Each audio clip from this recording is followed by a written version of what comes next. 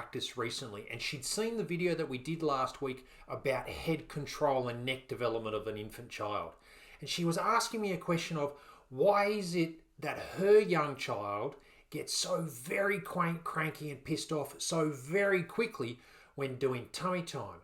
You see, she'd been told, like most parents, by whether it be their pediatrician, by the maternal child health nurse, etc., that tummy time is so very, very important. And I don't disagree with that for a second. However, there are factors within tummy time that would indicate why a child would get cranky very quickly and why they're uncomfortable, through to a child that is doing and utilizing that tummy time correctly. So I wanted to offer her a little bit of clarity around that, and the answer I gave to Mum was simply this, is that tummy time is not just about development of head and neck control.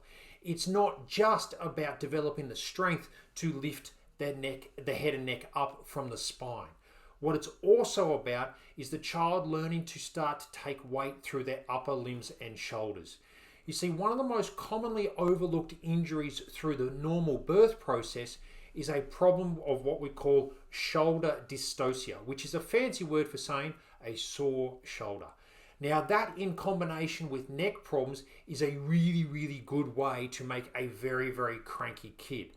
So if a child's laying on their tummy and they have a sore shoulder, they're not going to want to weight bear through that shoulder, whether that be through their forearms, whether that be able to position themselves on one arm while reaching forward, whether that be ultimately leading to them being able to take weight through both arms into the shoulders and almost assume the cobra style pose from yoga practices. So tummy time involves not only the head and neck, but also the development of the upper limb and the ability of it to support the body.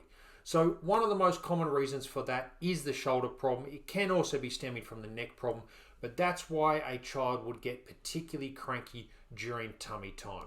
Yes, there are still many other factors that can contribute to that. However, that would be by far one of the most common.